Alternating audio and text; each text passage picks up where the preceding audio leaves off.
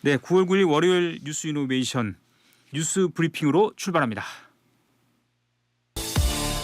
네, 뉴스 브리핑 시간입니다. 배지수 기자, 어서 오십시오. 안녕하십니까. 네, 이른바 김건희 최상병 특검법이 국회 그러니까 법제사법위원회를 통과한 겁니까? 네, 오늘 이제 더불어민주당 단독 의결로 통과됐는데요. 먼저 윤석열 대통령의 부인 김건희 여사 관련 의혹을 수사하는 특검법. 오늘 이제 국회 법제사법위원회 법안심사 제1소위원회를 통과했습니다. 이 법안 처리에 반발했던 국민의힘 의원들은 모두 퇴장해서 표결에 참여하지는 않았는데요. 이 통과된 특검법에는 수사 대상으로 이 도이치모터스 주가 조작 의혹과 주식 저가 매수 의혹, 또 인사와 공천 개입 의혹, 또 명품 가방 수수 의혹 등 이 김 여사와 관련된 의혹 8가지죠. 8가지가 포함됐습니다. 또 더불어민주당 등 야 5당이 공동 발의한 최상병 특검법도 오늘 법안 소위를 통과했는데요. 이번 특검은 야당이 4번째 발의한 건데 이른바 제3자 추천 특검 법안으로 불리죠. 이 대법원장이 특검 후보 4명을 추천하면 민주당 등 야당이 이를 2명으로 추리고 그 가운데 1명을 대통령이 임명하는 법안입니다. 네. 자, 그 다음 단계는 이제 뭐 대통령실에 그러니까 이제 국회에 통과돼서 넘어가도 대통령실 또 이제 이제 본회의에 또 부의를 본회의 부의가 또 12일 나오고 그 다음에 이제 대통령실의 어떤 뭐 이제 이른바 거부권 행사 여부가 이제 그 다음 단계죠. 예, 제2호건이요. 예. 지난주 금요일에 말이죠. 김건희 여사 명품 가방 관련 검찰 수사 심의위원회가 열렸는데 불기소가 결론을 내린 거죠. 예. 거기에 대해서 그 검찰총장이 뭐 얘기를 했습니까 오늘? 네, 오늘 출근길에 이제 기자회견에서 얘기를 했는데요. 이원석 검찰총장이 김건희 여사와 관련해서 외부 인사들로 이제 구성된 수사심의위가 불기소 처분을 권고한 것에 대해서 존중하겠다고 말했습니다. 이 존중한다는 건 검찰도 김 여사에 대해서 최종 불기소 처분을 하겠다는 뜻으로 해석되는데요. 이와 관련해서 수사심의위가 면죄부를 준 것 아니냐 이런 이제 기자들이 질문을 하니까 이 총장은 바람직하지 못한 처신이 곧바로 법률상 형사처벌 대상이나 범죄 혐의로 인정되는 것은 아니다라고 지적을 했습니다. 그러면서 공직자 배우자에 대해서는 국회가 법령을 보완하고 미비한 점을 정리하는 것이 필요하다고 덧붙였습니다. 그러니까 행동은 적절하지 않은 거하고 이게 죄가 있느냐 이건 또 다르다 그런 뜻으로 얘기한 것 같아요. 네. 김건희 여사에게 명품 가방을 건넨 최재형 목사에 대한 검찰 수사심의위원회, 그러니까 그 다른 주제로 검찰수사위원회가 열립니까? 예, 오늘 이제 서울중앙지검 검찰 시민위원회가 이제 부의심의위원회를 열었는데요. 최 목사가 신청한 안건을 대검찰청 수사심의위에 부의하기로 했습니다. 이 회사원과 교수, 시민단체 관계자 등 15명의 일반 시민으로 구성된 시민위는 이 검찰과 최 목사가 제출한 서면 의견서를 토대로 해서 약 2시간 동안 이제 비공개 논의를 해서 결정했는데요. 이 최 목사는 지난 2022년 9월 서울 서초구 이 코바나 콘텐츠 사무실에서 이 김 여사에게 300만 원 상당의 명품 가방을 건네며 이 몰래카메라로 촬영한 혐의로 검찰에 고발된 상태입니다. 이 김 여사 사건 수심위가 이 검찰총장 직권으로 수집돼 열린 것과는 달리 이 최 목사 건은 이 각 검찰청에 구성된 검찰 시민위원회가 이 안건을 수심위에 논의할지를 이제 심의했는데. 이 최 목사가 신청한 수심위 결론에 따라서 이 김 여사 명품 가방 사건의 처분 방향이나 시기 등에도 이제 변수가 생길 수 있다는 전망이 나오고 있습니다. 네. 아침 저녁으로는 선선합니다만 9월 들어서도 폭염 경보가 계속 내려지고 있네요. 네, 가을인가 싶은데 뭐 다시 에어컨을 켜는 분위기인데요. 폭염 경보는 하루 최고 체감 온도가 35도 이상인 상황이 이틀 이상 지속될 때 이제 발령이 되는데 현재 이제 전국 대부분 지역에 폭염 경보가 내려져 있는 상태입니다. 이 9월의 폭염 경보, 기상청이 관련 특보를 발령하기 시작한 지난 2020년 이후에 한 번도 없었다고 하고요. 그 이전을 봐도 2010년 이후 처음이라고 합니다.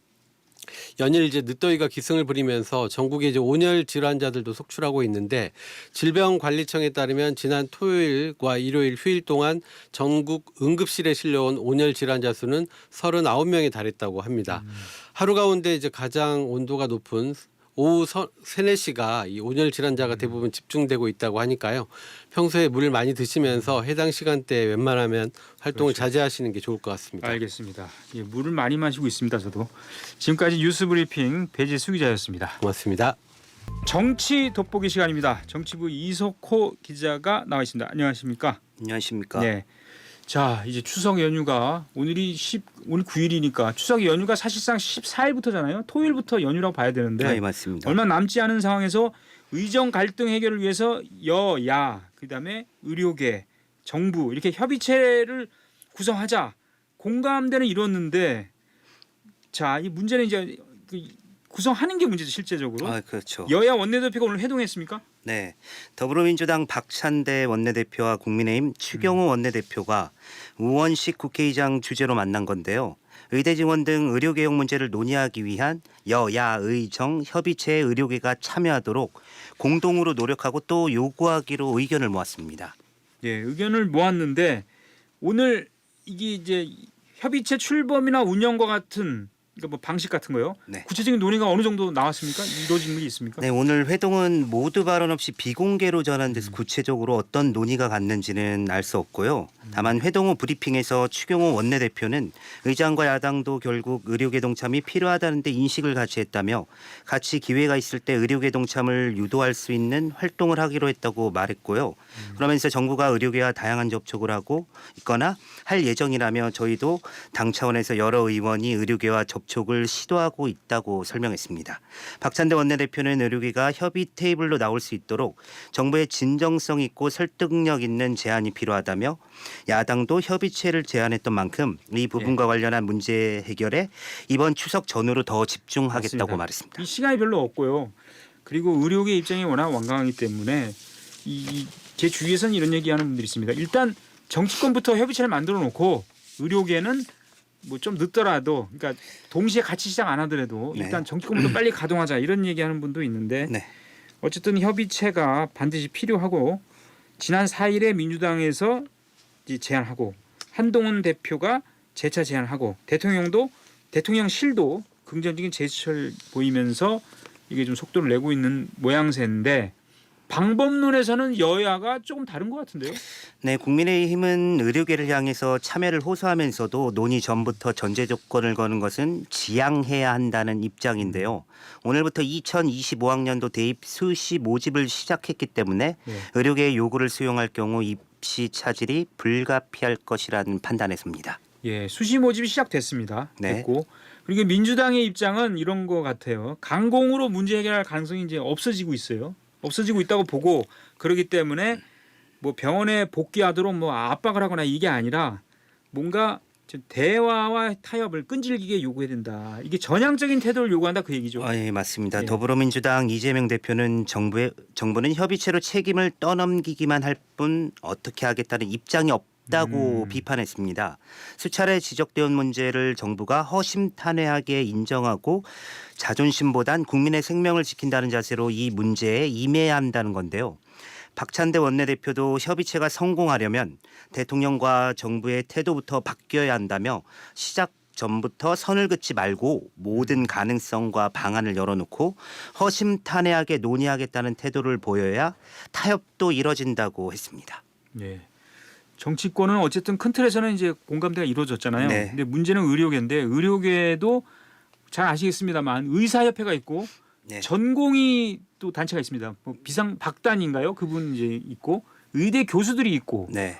이렇게 있는데 이들의 입장은 어쨌든 의대생 정원을 늘리는 것은 반대하는 거 아닙니까? 그렇죠. 그러니까 그 입장에는 변화가 없는 거죠 지금. 네, 입장에는 변화가 없습니다. 그 의료계는 여야 의정 협의체를 여야 협의체 구성에 참여하기 위한 조건으로 2025학년도 내년. 그렇죠. 네. 그 다음에 2026학년도 의대 증원 백지화를 요구하고 있습니다. 그리고 2027년 의대 정원도 원점에서 재논의가 필요하다고 입을 모으고 있는데요. 증원 논의는 2027년도부터 해야 한다고 일관되게 주장하고 있습니다. 네. 그런데 정부는 2025학년도 그러니까 올해 수능이죠. 의대 증원 백지화는 불가피하다는 입장인데 의정이 한치도 물러나지 않고 팽팽히 있고 있는 상황 속에서 협의체 구성부터 난항을 겪고 있습니다. 네. 그러니까 지금 이런 상황에서 일단 교육부에서 지난번 발표한 대로 그러니까 수시 모집이 시작됐잖아요 오늘. 네. 그러니까 늘어난 의대 입시 전형에 따라서 그 모집이 시작됐기 때문에 원서를 내기 시작하는 거 아닙니까 지금? 네, 맞습니다. 그러면은 이제 이번부터 바꾸면 이미 전형이 나와 있는데 그때 이제 바꾸면은 또 바꾸면 갑자기 이제 원서 내려다가 내지 그렇죠. 마세요 이렇게 되는 이제 거잖아요. 정원이 예. 늘려놓은 게 줄어들게 되니까 이제 의료계가 여기에 대한 무슨 반응이 나왔습니까? 이제 혼선이 또 있을 수 있고요. 이제 의료계는 이제 이딴 성명을 발표했는데 전공의 복귀는 없다는 입장을 고수하고 있고 의사, 의대 교수 단체 등 의료계는 의료 공백 사태를 해결하려면 의대 정원을 유예해서 병원을 떠난 전공의들의 복귀를 유도해야 한다고 촉구하고 있습니다. 예.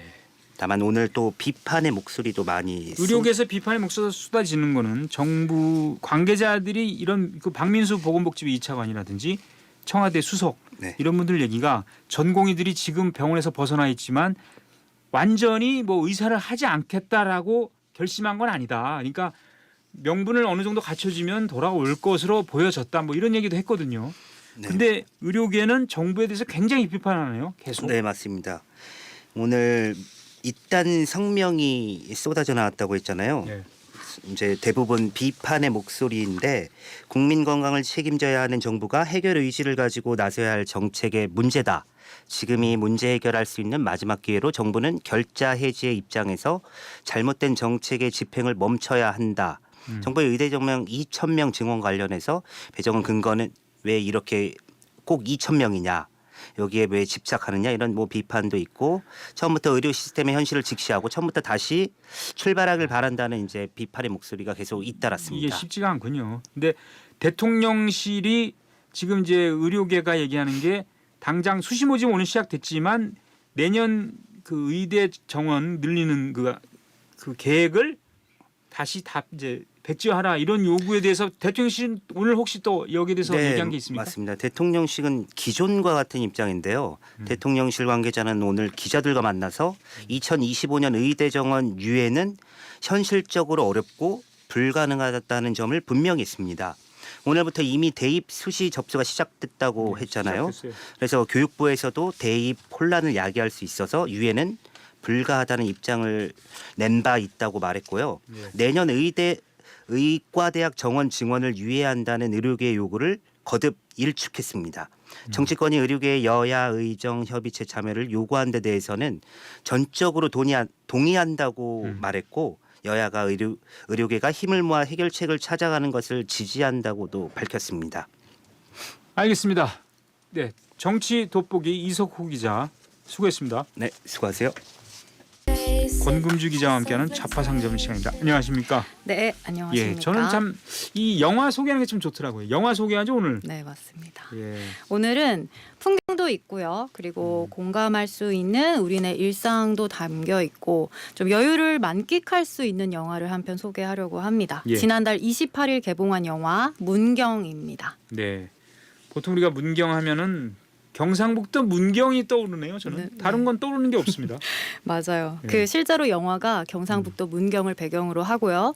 또 주인공 이름이 문경이기도 오. 합니다. 네, 예. 그래서 이 문경이 경북 문경으로 3일간의 휴가를 떠나는 이야기를 다루는데 이게 휴가를 빙자한 사실 도피라고 할 수 있을 것 같아요. 예. 직장에서 이제 겪는 이 스트레스, 과도한 업무, 또 후배들이 뭐 회사에서 부당한 일을 당하는 것들을 지켜주지 못했다라는 죄책감에 문경은 이제 좀 시달리다가 예. 떠나야겠다라는 결심을 하고 문경으로 가죠. 근데 그곳에서 특별한 인물을 좀 만납니다. 그 만행길에 떠난 그 비구니 명지 스님과 만나요. 그러면서 또 명지 스님 외에도 신세를 뭐 지게 되는 할머니나 여러 인물들을 이제 함께 만나면서 그 인물들, 즉 여성들 간의 유대를 그리고 그 유대를 통해서 얻는 치유를 이제 이 영화는 아주 잔잔하고 고즈넉한 감성으로 다룹니다. 잔잔하게 다루는군요. 네. 아주 시끄럽게 다루는 건 아니에요. 네. 좀 약간 그래도 좀 오르락내리락하는 감정의 파도 이런 게 좀 필요할 것 같은데 그런 건 없나 보죠? 그게 없어도 감동의 요소는 아, 아주 그럼요. 큽니다. 잔잔한 것도 감동을 상당히 주죠. 네. 근데 스님과 직장인 일상에서 만날 수는 있는데 자 서로 친구가 된다. 이거는 이제 좀 쉬워 보이지 않는데 그렇지 않습니까? 그렇죠. 영화에서도 이걸 다룹니까? 그렇습니다. 그 불교의 핵심 교리 중에 하나인 그 연기법이라는 게 있죠. 그 인연을 비롯해서 모든 존재가 연결이 돼 있고 상호 의존적이다라는 뜻으로 알고 있어요. 그 영화는 서로 다른 영역에 있어서 좀 만날 수 있을까? 이게 한 번 우리가 인생을 살면서 단 한 번도 스쳐 지나가기도 어려운 인연들이 그렇죠. 만나서 우연하게 인연을 맺고 또 서로 공통점을 발견하고 좋은 영향을 주는 이 연기법의 핵심 교리, 그러니까 핵심 이야기를 영상으로 잘 풀어내지 않았나라는 생각도 하는데 예. 이 배우들이 실제로 영화 촬영 후에 그런 이야기를 인터뷰로 했어요. 예. 편견 없이 사람을 바라볼 수 있게 됐다라는 이야기를 하는데 그런 인터뷰를 통해서 보면 아 이런 연기법과도 영화 내용이 참 맥이 닿아 있지 않나라는 생각이 듭니다. 예. 그러면 배우들이 예를 들어서 스님 역할도 해야 되고 하면은 사전에 네. 스님들을 만나서 좀 이 법도를 배우거나 사찰 문화를 미리 좀 체험을 해야 아무래도 연기에 도움이 되겠죠? 실제로 그렇게 그랬다고 했어요? 해요. 네.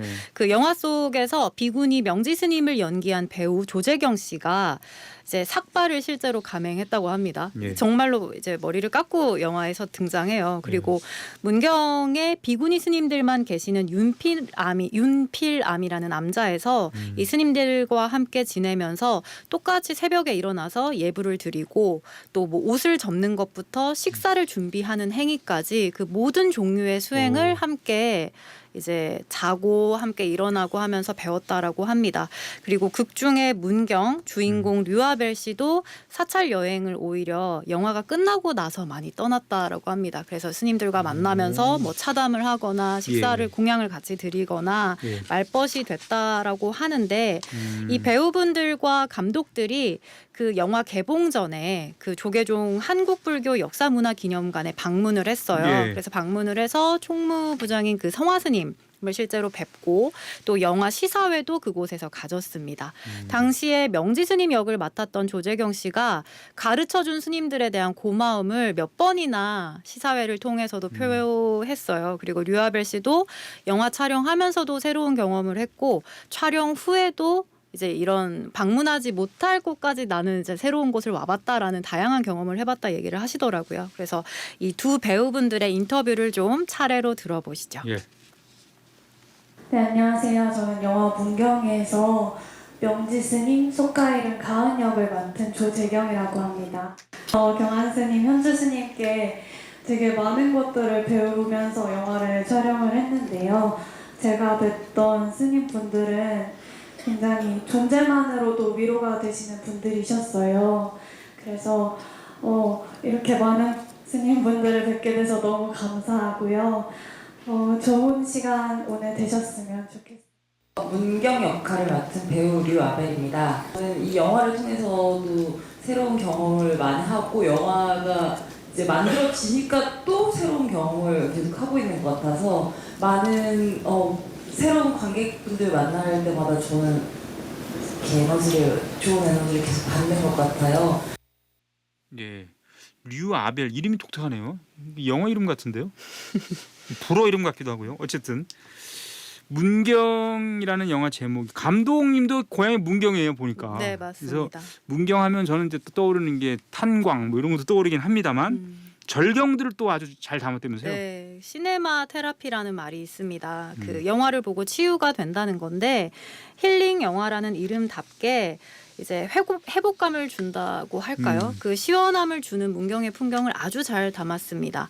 확실히 제가 영화를 실제로 봤는데 예. 그 초반에 이제 문경이 직장 생활을 하던 장면들과 후반부에 문경으로 떠난 요 장면들은 대비가 좀 큽니다. 그 뭐 화면의 색감이나 인물의 대화 속도, 구도가 다 다르고 실제로 좀 여행을 한 듯한 느낌을 주는데 두 가지 감정이 들어요. 문경을 한번 가보고 싶다, 방문해보고 싶다. 그리고 두 번째는 이 영화를 통해서도 대리만족이 된다라는 건데요. 그만큼 뭐 선유동 계곡, 윤피람, 고모산성, 주암정 등 이제 문경의 아주 유서가 깊은 명소들을 넓은 화면과 선명한 그 푸름의 색감으로 아주 잘 담아냅니다. 오, 굉장히 좀 가고 싶어 하게 만드는 그런 얘기인데 저도 힐링이 필요하긴 합니다. 근데 꼭 영화로만 힐링할 수도 있고 뭐 사우나 가서 해도 되고 뭐 이런데 공감하는 바가 좀 있네요. 네, 네. 그렇죠. 아직 상영 중입니다. 아직도요? 네. 그렇죠. 당연히. 예. 독립 영화다 보니 그 뭐 블록버스터 영화처럼 모든 영화관에서 만나보시기는 어렵고요. 오늘 월요일 서울 기준으로 역시 그래도 대형 멀티플렉스나 독립 영화를 주로 예. 상영하는 소극장 10여 곳에서 아직 상영 중입니다. 그래서 네이버나 다음과 같은 포털 사이트에 검색을 하시면 시간과 영화 장소가 다 나오니까 예. 한번 좀 좋은 여행을 떠난다 생각하시고 한번 보시는 것을 추천을 드립니다. 저녁 시간에도 하니까 저희 같은 경우는 한 좀 늦은 시간에 검색해서 있습니다. 있죠. 네. 이 서울에 있죠. 네, 있습니다. 한번 가봐야 되겠네. 가서 저 혼자 보는 한이 있어도 가야 될 것 같습니다. 예. 여기까지 듣겠습니다. 권금주 기자였습니다. 네, 감사합니다. 네, 이어서 문화청학동 시간입니다. 베트남의 화장실 없는 학교에 화장실을 지어주겠다는 발언으로 미주 대력을 횡단하는 탁발 마라톤을 하고 돌아온 스님이 계십니다.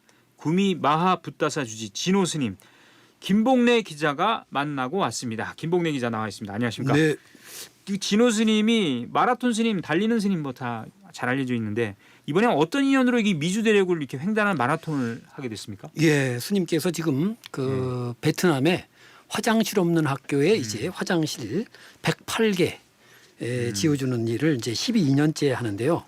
26개만 더 지으면 완료가 됩니다. 그래서 지난 4년 전이죠. 2020년에 홍보 내지 또 모금을 위해서 미주 대륙 횡단 마라톤 탁발을 시도했고 이게 이제 코로나19 팬데믹으로 중단이 됐다가 이번에 2차 시도를 해서 원만히 회항한 겁니다. 진호 스님의 얘기 직접 들어보시겠습니다. 비엔남 전쟁은 사실 미국과 비엔남의 전쟁이었거든요. 거기에 한국 군인이 참전한 거잖아요.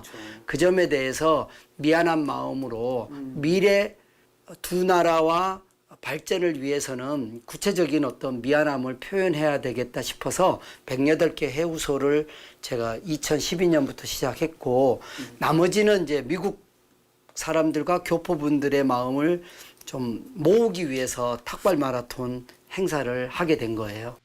예. 베트남의 해우소 화장실을 지어주기 위해서 마라톤을 하고 계신데 벌써 이번에 미주 횡단 마라톤은 총 거리가 얼마나 되고 며칠이나 걸렸습니까? 예, 1차 때 이제 LA에서 그 오클라호마 주 있지 않습니까? 예. 거기에 이제 보이세 시티라고 있는데 거기까지 이제 39일간 1941km를 뛰었고 이번에 이제 거기서 시작해서 이제 뉴욕 유엔 본부까지 약 3,300km 64일간 그래서 총 103일간 5,241km를 달렸습니다. 예. 101km를 한 셈이죠. 마침 그 길은 이제 98년 전에 시작이 됐던 미 대륙 횡단 마라톤 대회의 코스라고 합니다. 이제 12년 전부터 이제 대회가 중단된 것 같다고 하는데요. 아무튼 함께 뛰어주고 또 공양 마련해주고 예. 또 운전해주신 분까지 이렇게 총 4명이 함께한 덕분입니다. 숙소가 마땅치 않아서 당일 이제 달리기 구간이 끝나면은 근처 숙소를 알아봐서 차량으로 이동해서 1박을 하고 전날 다시 도착했던 곳으로 가서 이제 출발하는 이제 그런 방식인데 이번에는 이제 그 대평원 서부에 기나긴 사막 구간을 지나야 했기 때문에 아주 힘들었습니다. 그래서 만약 4년 전에 중단하지 않고 강행을 했더라면 할 수 있었을까? 오히려 그런 걱정까지 들었다고 하는데 뭐 코로나 덕분에 이렇게 또 완성한 거 아닌가. 또 다행히 날씨도 따라줬다고 합니다. 들어보시겠습니다.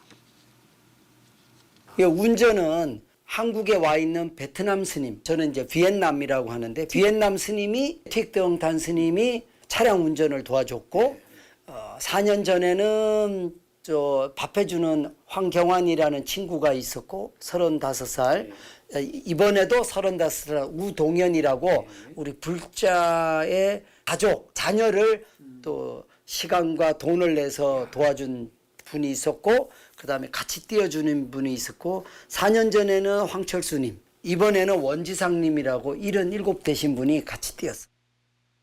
아무튼 대단하다 이런 생각밖에 들지 않는데요. 그렇습니다. 이 낯선 나라에 들어와 살고 있는 이주민들 또 그들의 고국을 위한 여러 가지 활동도 하고 계시잖아요. 화장실 지어주기 사업도 그 일환이고요. 그렇습니다. 예, 반응은 어떤지 또 성과는 어떤지 좀 정리를 해봤으면 좋겠어요. 네, 스님은 이제 많은 이들이 공감을 해줘서 무엇보다 희망이 있음을 느꼈다. 이렇게 얘기를 했고요. 특히 이제 한국의 교포 또 사부 대중의 동참에 감사의 마음을 전했습니다. 예. 들어보시겠습니다. 한 7천여만 원이 미국 대륙횡단을 통해서 모금이 되었어요. 네, 이 돈이면 비엔남에 9개 학교에 화장실 지어줄 수 있어요. 네, 제가 이제 이걸 안 하면 마음이 안 보이는 거죠. 힘들지만 마음을 모아주는 분들이 계시다. 그래서 다시 한번 우리 불자 미국에 있는 LA 달마사, 또 아틀란타 보현사, 뉴욕의 원각사, 그다음에 뉴욕의 불광선원 이 4군데 사찰이 많이 도와주셨고요. 예, 도와준 분도 많고요. 같이 뛰는 분도 있긴 합니다만 네, 현대 자동차에서 예. 또 차량 무료 제공. 차량 무료 제공까지 해주고 예, 예. 탁발 마라톤을 이렇게 하면서 여러 가지 에피소드나 물론 어려움도 많고 그런 속에서 느낀 바도 참 많았을 것 같아요. 그렇습니다. 그러니까 자꾸 뭐 하는 거냐 이렇게 많이 자꾸 사람들이 물어봐요? 물어보고. 뛰고 있는데 예, 뭐 하는 거냐? 그리고 또 예. 코로나19와 겹쳤을 때는 또 마스크를 하고 달리니까 아유. 또 신고가 들어갔는지 또 경찰까지 충돌했고 그래서 출동을 했고요. 그래서 뭐 중국인이냐 아니다, 일본인이냐 아니다, 사우스 코리아다, 코리안이냐 하니까 이제 뭐 노스 코리아냐 사우스 코리아냐. 그것까지 또 구분해야 되는. 예. 그래서 나중에는 아예 태극기하고 송조기를 들고 뛰었다고 하는데 마라톤 그 취지를 듣고 물도 주고 햄버거도 주고 또 정성 어린 기부까지 동참을 했다고 해요. 또 곳곳에서 6.25 참전 장병의 가족, 후손들 이렇게 만나서 공감을 나누기도 했다고 해요. 또 어느 분은 남편이 참전 용사다면서 또 기부에 할머니네요. 동참하기도 했다고 그러죠.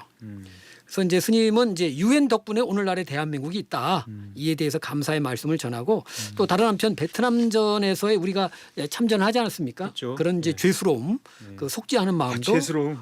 나눴다고 합니다. 그리고 이제 미국 사회에 자리 잡고 있는 뭔가의 그 다양성, 개방성 이런 걸 이제 피부로 느끼면서 이런 건 우리가 배워야 되겠다 이런 생각도 들었다고 합니다. 그러니까 은혜는 잊지 않고 잘못은 참여하는 모습 그리고 좋은 뜻에 함께하는 모습 이런 것들이 한데 어우러진 참 아름다운 인연이다 이런 생각이 드는데요. 네네.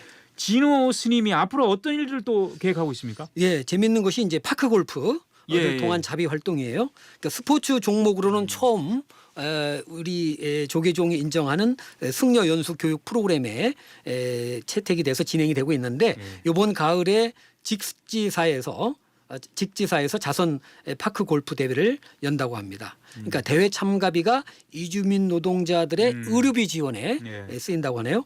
그리고 내년에는 이제 6.25 참전국이죠. 필리핀에서 또 탁발 마라톤을 이어갈 계획입니다. 네. 이 진호 스님 활동을 보니까 우리가 할 일이 분명한 것 같고 한국 불교가 할 일이 분명히 있다 이런 생각이 드네요. 그렇습니다. 진호 스님은 이제 현장에서 대중을 만나서 이 돕는 일 그거를 수행으로 삼아서 정진하고 있다 이렇게 보면 되고요. 그런 열정이 우리들에게 공명이 되면서 우리 사회를 이제 불국토로 나아가게 하는 그런 조건이 형성돼 가고 있지 않나 싶고 바로 이런 데에 종교의 역할 특히 불교의 역할이 분명하다 하는 그런 그 진호 스님의 그 희망의 말씀 전해드리면서 오늘 순서 여기서 마치도록 하겠습니다. 예, 진호 스님은 늘 달리는 스님 이렇게 불리는 스님이었습니다. 네, 오늘 여기까지 하시죠. 김봉래 기자 수고했습니다.